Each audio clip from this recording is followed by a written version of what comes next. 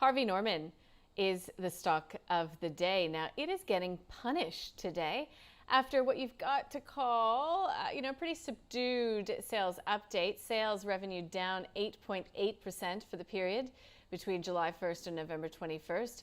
Its preliminary profit at $217.4 million from July, and that's compared to $341 million last year. So Michael Wayne from Medallion, look, is this a case of huge comps compared to, the depths of the pandemic and, the sheer reality that we can't buy things forever, right? Like there's only so many white goods, there's only so many electronic goods that one person needs.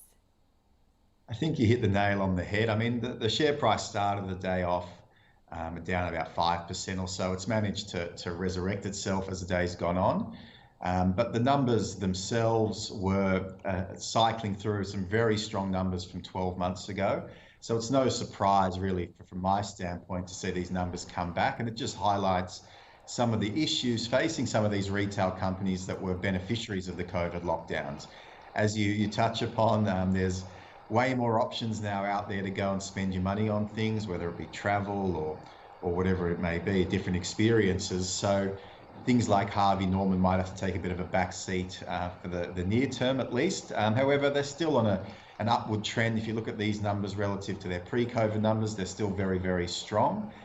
It's just relative to those boosted up figures from 12 months ago, things are looking a little less rosy. So from my standpoint, not a horrendous set of numbers by any means, but just cycling through some very strong numbers, which will make it very difficult, I think, to value these companies over the next couple of years, because we're not really sure where the dust is going to settle as we get back to a reality or back to a more normalized environment. So for mine, it's not a buy. It's probably just a sell, to be honest, and focus your attention elsewhere. Okay, hopefully throughout the course of the afternoon, we get an idea of where else you would put your money. Interesting to note, though, Andrew, that the brokers are pretty favorable on this one. So buy from UBS, outperform from Macquarie, and buy from Citi as well. Credit Suisse is neutral. I mean, how do you think that the whole supply chain issues that we're constantly talking about and that we know are a reality? I mean, I was in a shop, more like a department store the other day, and there was not a lot on the shelves. I was looking for Barbies, I'll be honest, and there were not a lot on the shelves. Andrew, that wasn't looking for me, by the way. So supply chains and Harvey Norman.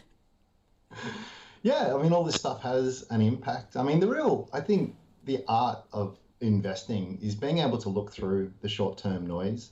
This is a business that operates in a very discretionary retail space. There's always going to be swings and roundabouts, but what you really need to do if you're a long-term investor, which is kind of the only way of investing as far as I'm concerned, is you've got to look through that. And this is a business that, it's had a really attractive history. I mean, over the long term, their per share earnings have grown at about 10% or so, double-digit rates. They absolutely dominate the space that they operate in.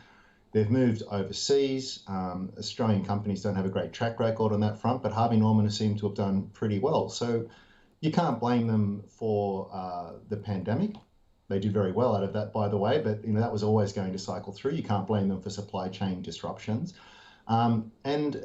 Just to hit back on the theory here, that a business is really valued on the all of its future cash flows discounted back to a present rate. So you've got to look past all of this, and I think those that can actually see opportunity when these short-term factors, which are undoubtedly negative, impact, because this too shall pass.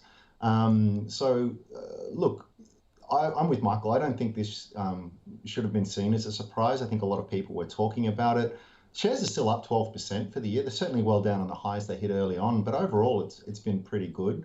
Michael's absolutely right to talk about the comparisons to sort of pre-COVID, where you sort of see sales up around 17% from FY19 levels.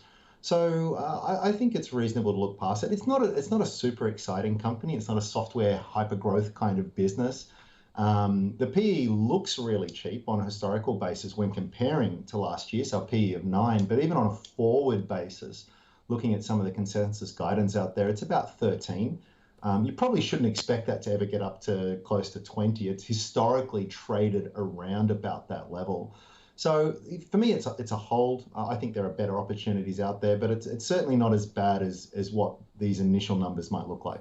Got it. Thank you, Andrew and Michael.